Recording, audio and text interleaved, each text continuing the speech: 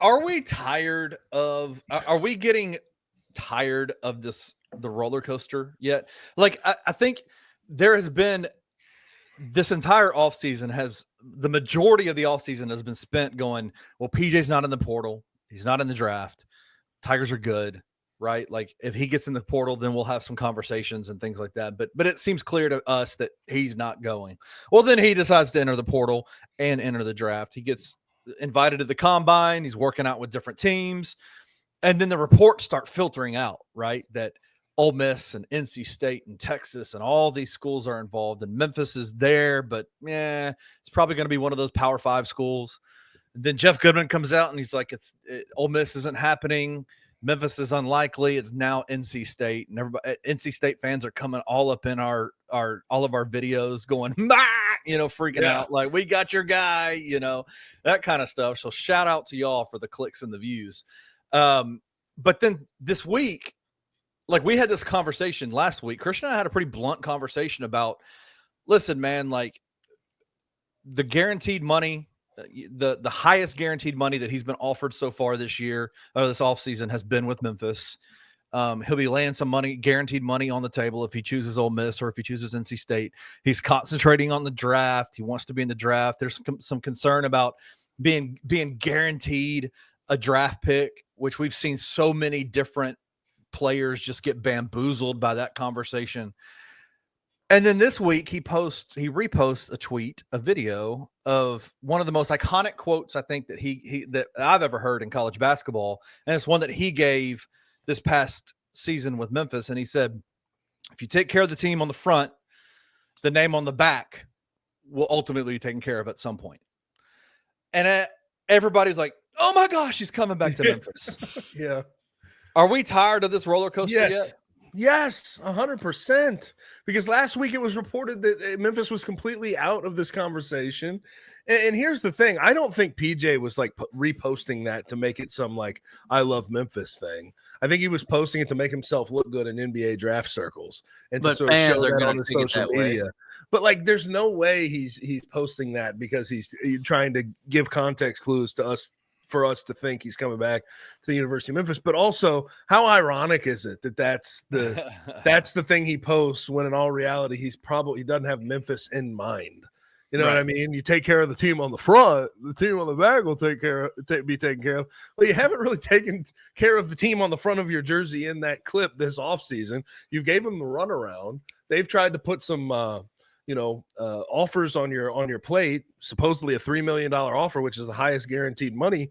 And it feels like at every turn he's used the University of Memphis as leverage to try to get more money out of everybody else. So I found that to be ironic that he reposted that. But where I'm at is like, I think the discussion that's being had about Memphis sort of being out, like that's the latest report, out of the PJ Haggerty sweepstakes.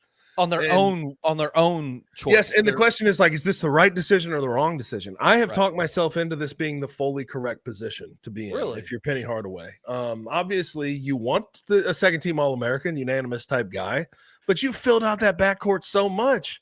I feel like PJ Haggerty at this point joining this team would muddy the waters more than I think we're ready for. You know what I mean? And it would cause some drama behind the scenes that we know doesn't jive well with this program and with Penny Hardaway. And I'm much more interested in, I know we're going to talk about in a second, about Dane Danger. If he can get the waiver, I feel like that's just a better fit and better situation for this team. But 100%. To answer your question, Kenny, I am sick and tired of the roller coaster. This recruitment, I have not seen one followed like this in college basketball since like Hunter Dickinson, man. Like it's been a while since there's just been this runaround for every program involved and so much reporting, so much leaked information. You can never really get a lead and a full understanding of when his decision is going to be made. This one's been annoying and I'm tired of it. I will be honest. Yeah, I completely agree because after me and Kenny talked last week, like I said, we kind of tried to turn the page on it, and here we are again. And really, my hope was last week, like when it came out, NC State looks like the only team remaining. I was kind of like, I hope he just goes ahead and commits to NC State, and we can fully move on. That it's set in stone. He's going somewhere else. Hopefully, he would commit and sign. at the same time, and we'd be done with this, we wouldn't have to have this conversation anymore. But here we are. And what's strange about it, and I think Kenny and I talked about it last week. Gabe, I think you and me talked about it on your show last week. It feels like he's really trying to get this draft thing done. Like that's where he wants to be. That's what he wants to do. And we keep going back and talking about players and the decisions that they're making. And of course, we're an outside source. So, our opinion doesn't really matter that much in the long run. But looking at it from the outside in, it's like, okay, you have an opportunity to make $3 million plus this year. Regardless, if you go to Ole Miss, NC State, Memphis, you're probably going to make $2.5 to $3.5 million. If you go to the NBA, you're probably going to be undrafted. Two-way.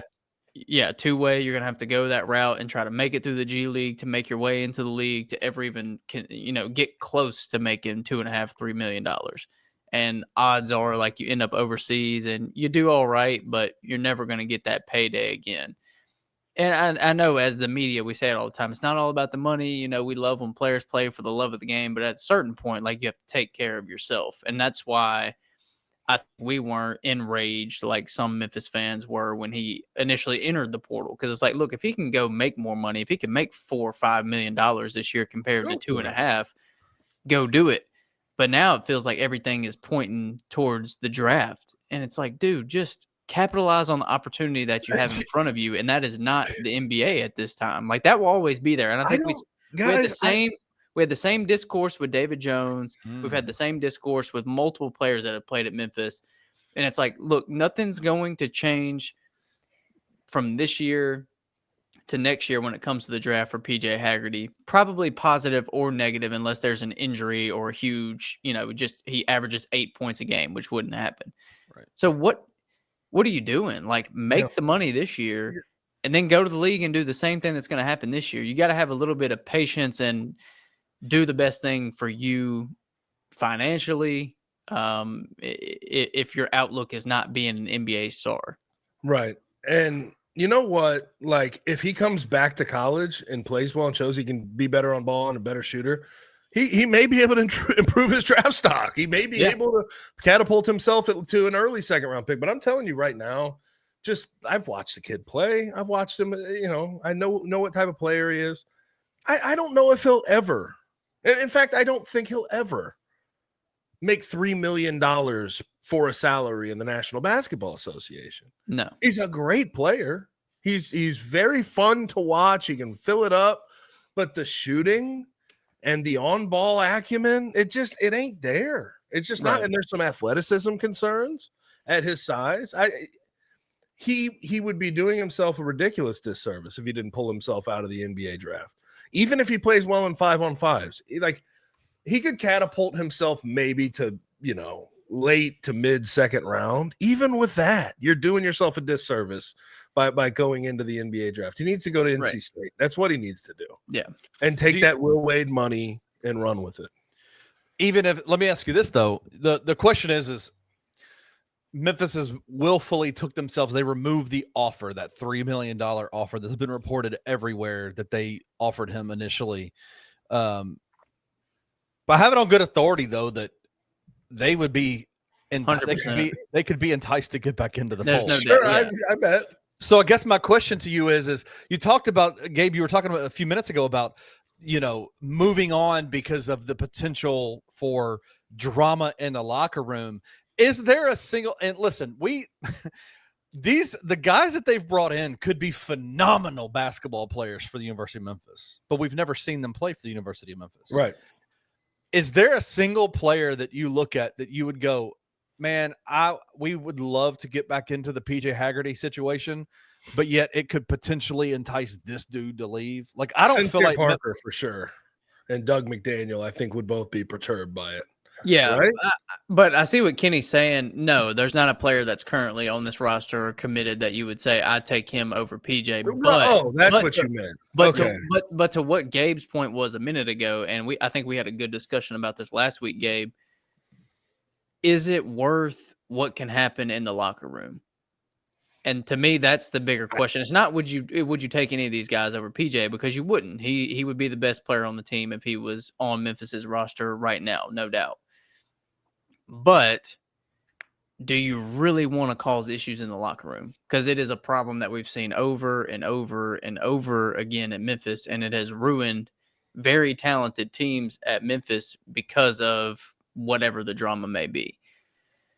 And is it, even if you said no one leaves and everybody stays, maybe one player leaves, say Sincere Parker leaves or something like that, is it worth what everybody else in that locker room thinks afterwards? Because now it's like, look, we've had these promises made to us both monetarily and role wise, and now somebody that chose to leave this program is coming back, taking our minutes, taking our shots, and now we won't have that opportunity to showcase our talent. And Penny has to answer for that too. Exactly. And that falls back on the coaching staff. And so I just, you can say, yeah, PJ being on this roster is a big upgrade. He's the best player on the team. But is it really better for the team? Is the team going to be better next year with PJ Haggerty on it? Not because of his skill set, but because of what happens in the locker room. We've seen a lot of. Go ahead. No, I apologize. I just think it's a lot of trouble, man. I think agree. it's a lot of trouble you could run into. And I know what Kenny's going to say. Kenny will probably be on the other side of this thing. I don't know, but it's just so much trouble. And I get how good of a player he is, but also there's some drawbacks to his game. And I personally think this, and some people may push back on this, I think there's a limit to exactly what you can accomplish if PJ Haggerty is your number one. To me, he's kind of the guard version of Hunter Dickinson in the fact that he can put up some big numbers, but it never looks pretty as hell. And he's sort of getting to the free throw line, doing it in the paint, not much of a shooter. On the defensive end, how much is he really giving you?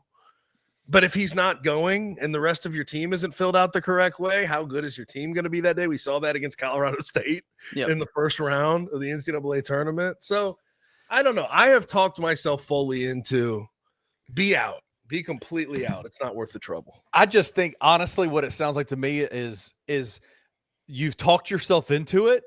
And so because of that, you're able to then talk about PJ's game the way that you are. Yes. If you can get PJ Haggerty back on the squad, I don't care who leaves. I don't care if whatever, they're better with PJ Haggerty on this team if they can get him. That's my thought process. Okay. But I am ready for the roller coaster to be over. I think it's time. I'm ready for there to be a decision made, right? Just make the decision. You're dead correct when you tell me that I've gotten over it. I've gotten to the point where I'm dealing with this set of circumstances that I know exist. Right. And I just don't want to go revert back to the old way. I've gotten used to these set of circumstances. Right. And I like these set of circumstances. Yeah. I think they're solid. They're solid, especially if Dane Danger gets that waiver. So I've just gotten to the point where he's used them as leverage at every turn. Yeah. He got into the portal late.